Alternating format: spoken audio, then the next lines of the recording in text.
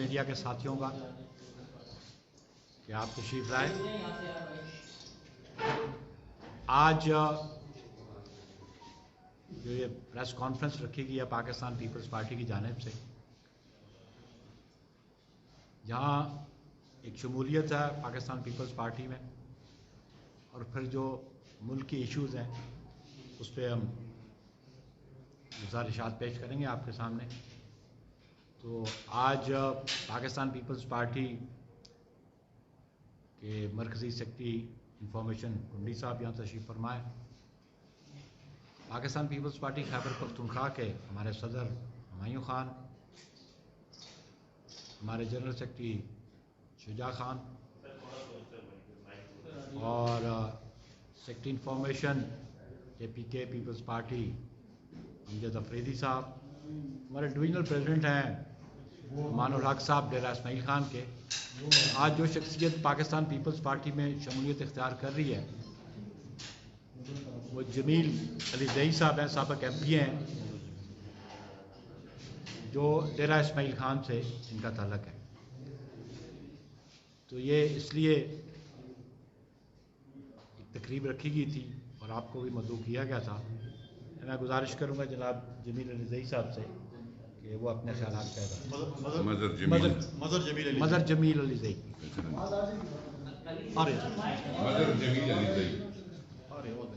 بسم اللہ الرحمن الرحیم. آج میں مشکور ہوں سیکرٹری بخاری صاحب کا، صوبائی صدر ہمایوں خان صاحب کا، ہمارے باقی پارٹی فیصل کنڈی صاحب، امان الحق خان صاحب بیٹھے ہمارے ڈویژنل صدر ہیں.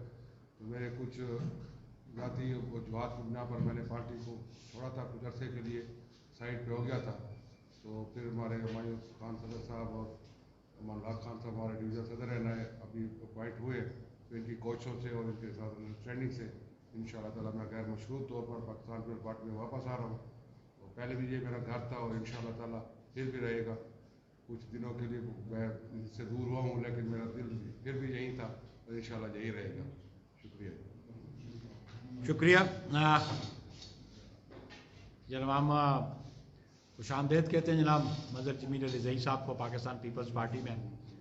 یہ واپس اپنے گھر تشریف لے آئے اور ہم سمجھتے ہیں کہ ڈیرہ اسماعیل خان میں جہاں کنڈی صاحب نمائندگی کرتے رہے قومی اسمبلی میں بھی، اور آج بھی ان کے چھوٹے بھائی کے پی کے اسمبلی میں پاکستان پیپلز پارٹی کی نمائندگی کرتے ہیں، وہاں مظہر جمیل علی زئی صاحب کے آنے سے پارٹی کو مزید تقویت بھی ملے گی.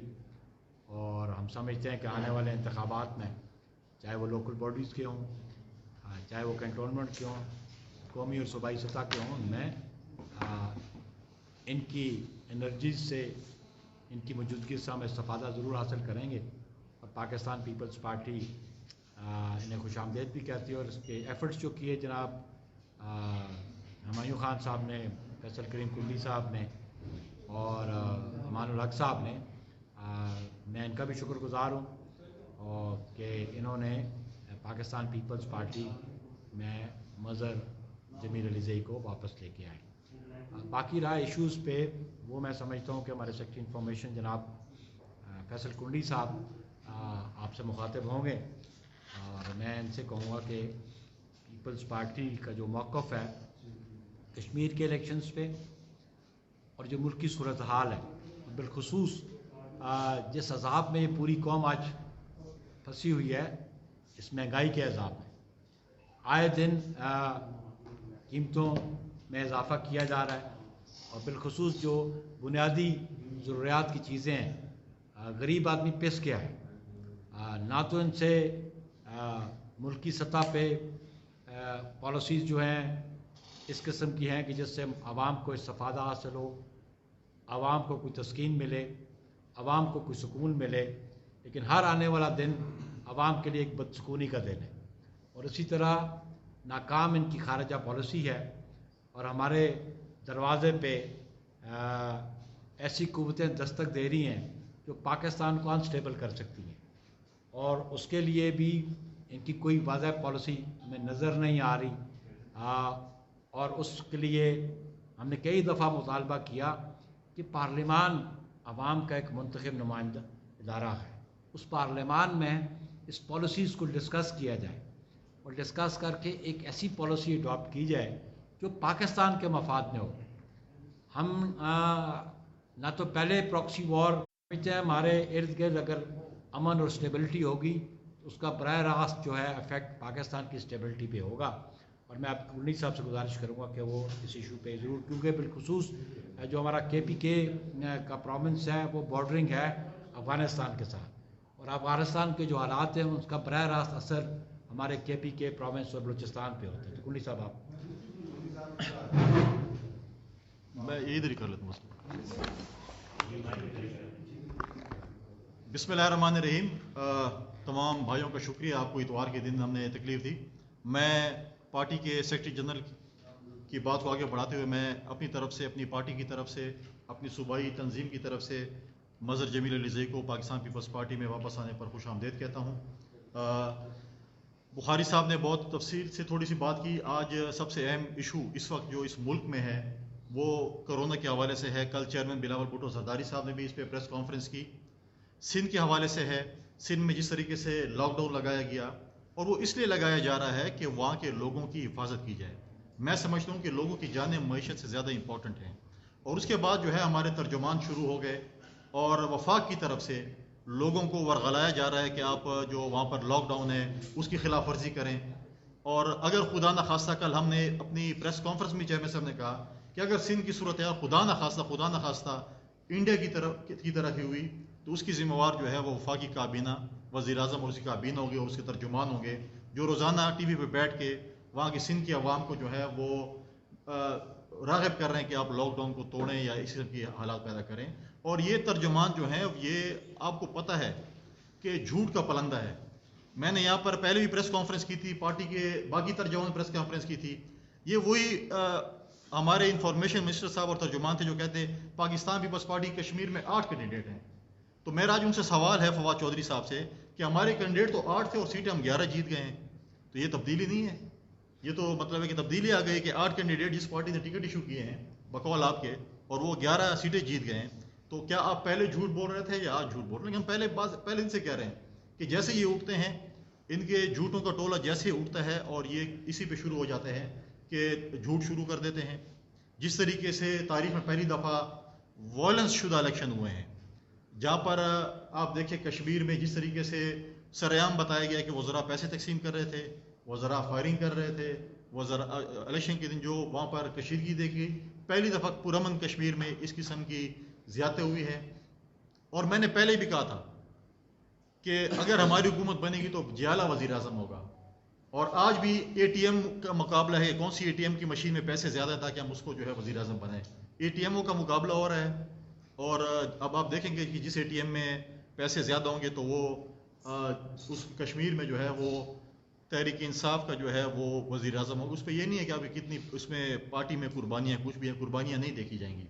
اور وہاں پر جس طریقے سے زیادتی کی جا رہی ہے چودھری یاسین صاحب کے ساتھ، پولیٹیکل وکٹمائزیشن ہو رہی ہے، اس کے اوپر جس طریقے سے FIR کاٹی گئی ہیں. اور آج حکومت، ساری وفاقی حکومت یہ کہہ رہی ہے کہ چودھری یاسین کے اوپر 302 کی FIR اس کو گرفتار کیا جائے. کیا وفاقی حکومت یہ بھی کہے گی کہ وزیر کشمیر امور کے اوپر بھی 302 کی FIR کیا وہ بھی گرفتار ہوں گے؟ ہم آج مطالبہ کرتے ہیں جس طرح وفاقی حکومت چودھری یاسین کو گرفتاری کا مطالبہ کرے 302 کے کیس میں، اس طرح مطالبہ کرتے ہیں کہ امور کشمیر کے وزیر کو بھی 302 کی FIR میں گرفتار کیا جائے. وہ ہم نے نہیں کاٹی، وہ کسی سیاسی پارٹی نے نہیں کاٹی، ان کے اپنے پارٹی کے MPA کے بھائی نے کاٹی ہے. جو شہید ہوا ہے اسرار گنڈاپور شہید، اس کے بھائی نے کاٹی ہے. کسی پولیٹیشین نے نہیں کاٹی ہے، کسی سیاسی جماعت نہیں کاٹی ہے. تو اگر یہ پاکستان ایک پاکستان ہے تو پھر گرفتار ہوگا. اگر 2 پاکستان ہیں اور مدینہ کی ریاست نہیں ہے تو پھر تو بالکل ہم پولیٹیکل وکٹمائزیشن پہلے بھی نیب کی طرف سے ہمارے اوپر ہوئی ہیں اور ابھی بھی ہو رہی ہیں.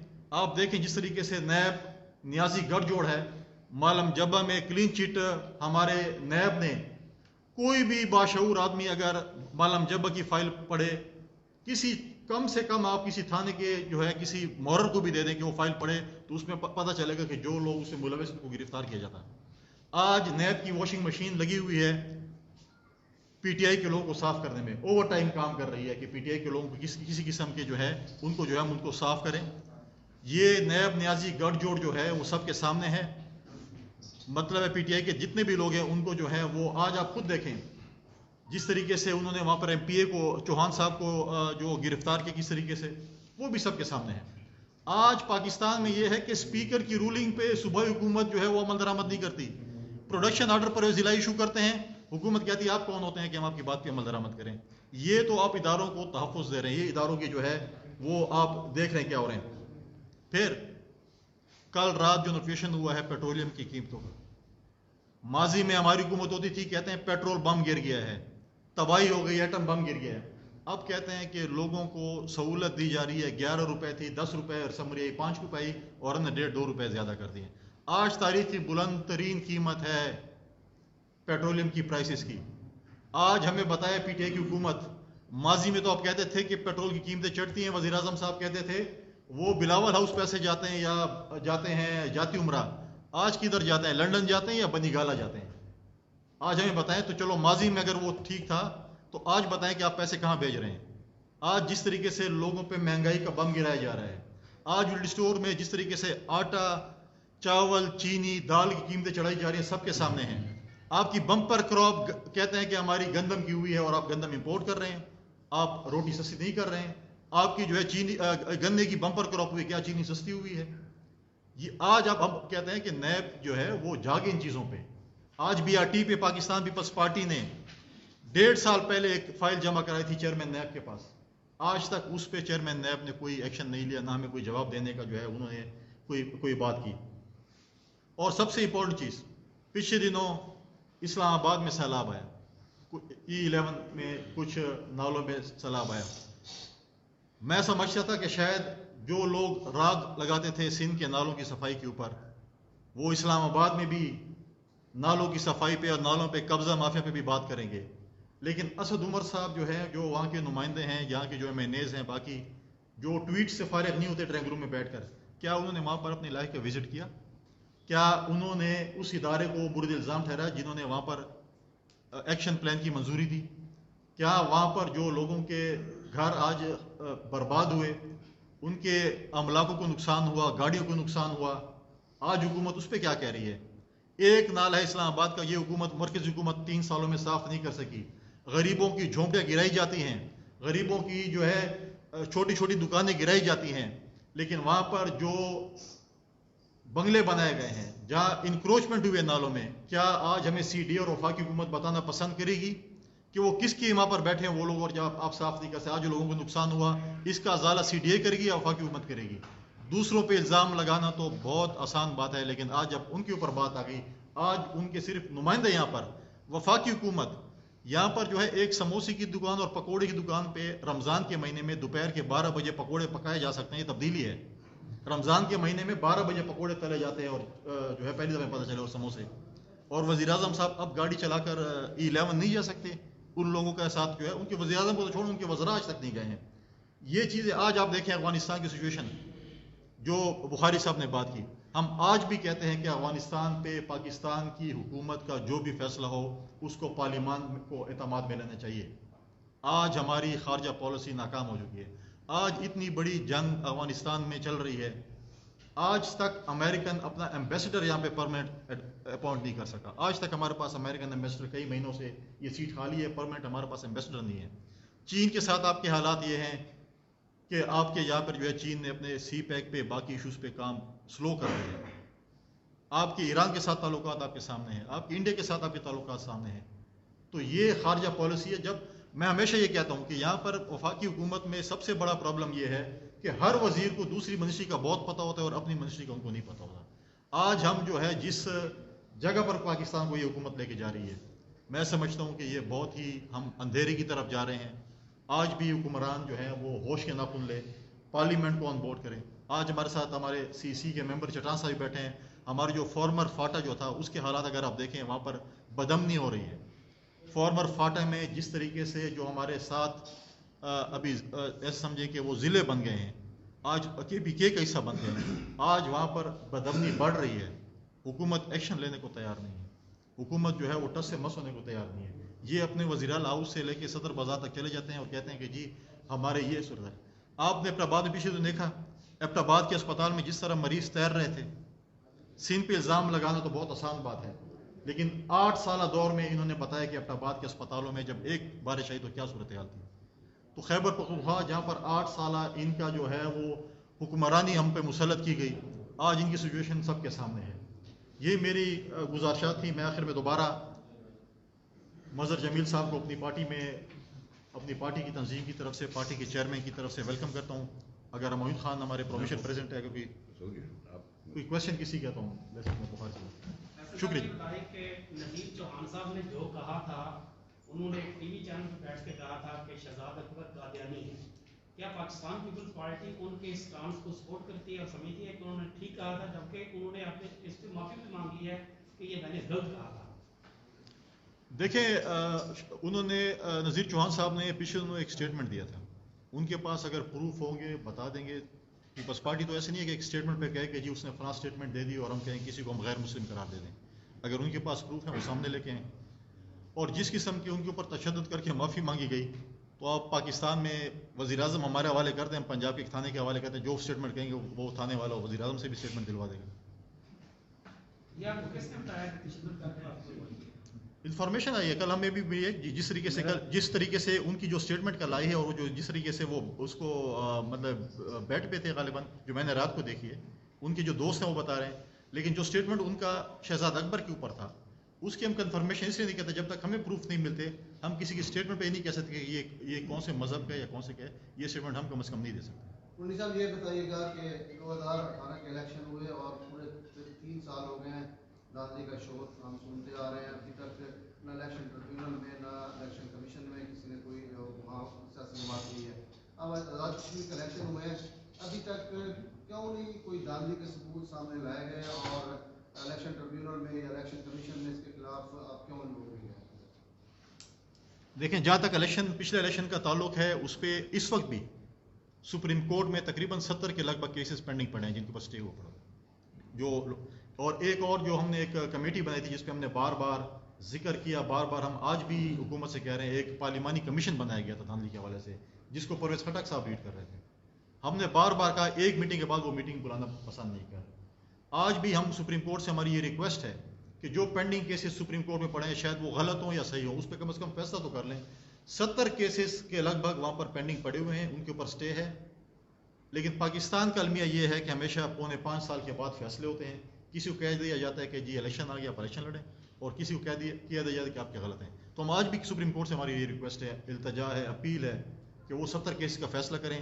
جو غلط ہے ان کو غلط کر دیں، جو ٹھیک ہے ان کو ٹھیک کر دیں. تاکہ اور جہاں تک کشمیر کے حوالے سے ہے، کشمیر کے ہمارے سے ہماری پارٹی کی میٹنگ ہوئی ہے، کل بھی ہوئی ہے، پرسوں بھی ہوئی ہے. ہمارے پاس جو بھی ثبوت ہوں گے ہم انشاءاللہ اپنے پورے فورم پہ، ہم ہمیشہ پاکستان پیپلز پارٹی ہر فورم پہ گئی ہے، ہم دوبارہ اس فورم پہ جائیں گے اور اپنے ثبوت جو ہیں وہ پیش کریں گے. ایک بات ایڈ کر دوں، آپ کی نیشنل اسمبلی کے ڈپٹی اسپیکر صاحب اسٹے پہ بیٹھے ہوئے ہیں 62,000 اور ان کو ڈسکوالیفائڈ ہے، ٹریبیونل نے ڈسکوالیفائی کر دیا. پھر اس کے حق میں ایک اسٹے دیا گیا کہ تو آج وہ پروسیڈنگز چلا رہے ہیں. تو اس سے آپ کو سامنے نظر آ جائے گا کہ کس کا انفلوئنس ہے اور کون انفلوئنس استعمال کرتا ہے اور کون جو ہے آرم ٹوسٹنگ کر کے اپنے فیصلے حق میں لیتے ہیں. سر، فیڈرل گورنمنٹ کو جو اپوزیشن پارٹیاں وہ ساری کرٹیسائز بھی کر رہی ہیں، پی ڈی ایم بھی بنے.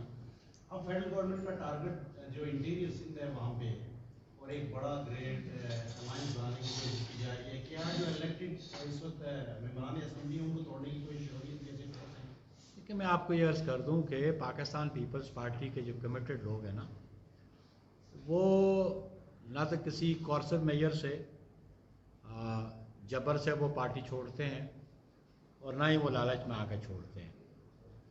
اور جو پاکستان پیپلز پارٹی چھوڑ کے چلا جاتا ہے پھر وہ گمنامی کی زندگی میں چلا جاتا ہے. تو میں نہیں سمجھتا ہوں کہ جو ذہی شعور پولیٹیشین ہوگا وہ پاکستان پیپلز پارٹی کو چھوڑ کے کسی دوسری جماعت کی طرف جائے گا. حضرت یہ ہے کہ علماء کی جو ٹیکنیکل علماء کی سیٹ ہے وہاں پر اب جو ایک امیدوار لایا جا رہا ہے پی ٹی آئی کی طرف سے، وہ آفس فیلئر ہے طالبان کا کہا جا رہا ہے، کل بلاول بھٹو نے بھی یہ کہا ہے. تو کشمیر میں تو ہم نے دیکھا کہ ایک ہمیں وہاں پر مذہبی رواداری نظر آئی ماضی میں سب کچھ. اب اگر یہ فیصلہ کرنے پی ٹی آئی نے فیصلہ کر لیا ہے تو آپ کیا سمجھتے ہیں اس کے اثرات کیا پڑیں گے؟ ایک ریلیٹڈ سوال ہے تو ان کا تو اللہ کے سوال سے ریلیٹڈ یہ ہے کہ یہ باتیں ہو رہی ہیں کہ آزاد کشمیر میں ٹف ٹائم دینے کے لیے پی ٹی آئی کو پیپلز پارٹی نون لیگ نے فیصلہ کیا ہے کہ جو ابھی الیکشن ہوں گے اس کے مخصوص کے طور اس پہ بھی مل کے چلا جائے گا اور اسمبلی میں مل کے چلا جائے گا. اس والے سے کوئی فیصلہ ہوا ہے؟ کیونکہ آپ بتا رہے کہ 2 دن اجلاس ہوتے رہے چیئرمین صاحب کے اجلاس میں. اس پہ آئندہ کی کیا شکایت ہوگی؟ اس میں پہلی بات ہے جو چیئرمین صاحب نے کل جو ٹیکنوکریٹ اور علماء کی سیٹ پہ پی ٹی آئی نے جو ٹکٹ دیا بلا شبہ وہ تحریک طالبان کا وہ نمائندہ تھا اور وہ ایک سیاسی جماعت جو پاکستان میں رجسٹرڈ تھی کہ اس کی نمائندگی کرتے ہوئے الائنس آئے ہیں. تو ہم سمجھتے ہیں کہ یہ الائنس میں جو پارٹی ان کے ساتھ آئی ہے اس کے بارے میں آپ کو خبر ہوں گے کس جماعت کا نمائندہ ہے. اس لیے ہم سمجھتے ہیں کہ یہ بڑی انریسٹ ہو جائے گی آزاد کشمیر میں اور پرٹیکولرلی جیسے چیئرمین صاحب نے کہا کہ آپ اکراس دی بارڈر جو انڈین وزارت کشمیر ہے مقبوضہ کشمیر میں آپ کیا میسیج دینا چاہتے ہیں اور انڈین گورنمنٹ کو ایک آپ موقع فراہم کریں گے آپ کے خلاف پروپوگیٹ کرنے کے لیے. اس لیے آپ کو عقل سے اور دانش سے کام لینا چاہیے تھا. دوسرا آپ نے کہا کہ بلا شبہ پاکستان پیپلز پارٹی نے چیئرمین صاحب نے کہا کہ جی ہم نے اپنی جو صوبائی تنظیم ہے آزاد کشمیر کی اس کو یہ ٹارگٹ دیا ہوا ہے کہ کیونکہ سنگل لارجسٹ پارٹی اپوزیشن کی پاکستان پیپلز پارٹی ہے باقیوں کو ساتھ لے کے چلیں اور اس کے لیے جو آزاد کشمیر میں دیگر اپوزیشن کی جماعتیں ہیں ان سے بالکل ہماری جماعت رابطہ آزاد کشمیر کی پیپلز پارٹی کرے گی اور اپنی اسٹریٹجی ایوالو کرے گی. بخاری صاحب 2 چھوٹی سی باتوں کو کرنا چاہ رہا ہوں. آپ کیا سمجھتے ہیں کہ آزاد کشمیر میں جو انتخابات ہوئے ہیں اس میں اسٹیبلشمنٹ انوالو تھی یا نہیں تھی؟ اور دوسرا یہ فرمائیں کہ قاضی فائز عیسیٰ جسٹس قاضی فائز عیسیٰ کے اوپر پیپلز پارٹی کا سٹینس کیا ہے؟ کیا ان کو وکٹمائز کیا جا رہا ہے اسٹیٹ کی طرف سے یا نہیں کیا جا رہا؟ دیکھیں وہ ابھی بھی معاملہ سب جوڈس ہے سپریم کورٹ کے پاس اور اس لیے سب جوڈس آپ اس طرح کہہ سکتے ہیں کہ انہوں نے ایک ریویو میں ایک فیصلہ کر دیا تھا اور ریویو میں ان کو کلین چٹ مل گئی تھی لیکن ابھی ایک پھر ایک نئی پٹیشن موو کی گئی ہے اور وہ ایک نئی پٹیشن گورنمنٹ کی طرف سے موو کی گئی ہے. فاروق نسیم وغیرہ نے ایک نئی پٹیشن دائر کی ہے ان کے خلاف حالانکہ سیکنڈ ریویو بھی کوئی پروویژن نہیں ہے تو وہ پھر ایک اور کسی پروویژن کے نیچے ایک سہارا لینا چاہتے ہیں کہ میں سمجھتا ہوں کہ وہ اپلیکیبل پاکستان میں نہیں ہے. ریویو میں ڈیسیجن آ گیا ہے ریویو میں 6-4 کا ڈیسیجن جو ہے وہ ان کے حق میں اور ہم سمجھتے ہیں کہ اگر یہ ایک اور نیا پٹیشن ڈال کے تو اٹ اماؤنٹس ٹو وکٹمائزیشن جو موجودہ گورنمنٹ جو ہے ان کو کرنا چاہتی ہے. سیکنڈ آزاد کشمیر میں ہم سمجھتے ہیں کہ بلا شبہ وہاں پہ فیڈرل گورنمنٹ انوالو تھی ہمارے خلاف اور وہاں پہ ہمارے خلاف آزاد کشمیر کی گورنمنٹ بھی تھی اور ہم سمجھتے ہیں کہ فیڈرل گورنمنٹ کی ایما پہ جو پاکستان میں 10 سیٹیں انہوں نے جیتی پی ٹی آئی نے یہ میجر 10 سیٹیں پنجاب کی ہیں اور پنجاب میں انہوں نے اپنا انفلوئنس کیا ہے بہت سارے وہ کانسٹیچوئنسیز جی ٹی روڈ کی ہیں اور یہ آپ کو پتہ ہے کہ جی ٹی روڈ پہ کون سی پولیٹیکل پارٹی انفلوئنس کرتی ہے. اگر یہ 10 سیٹیں آپ نکال دیں ان کے ٹارگٹ سے تو وہ تو پیپلز پارٹی سے بھی کم سیٹیں پہ آ کے کھڑی ہوتی ہے.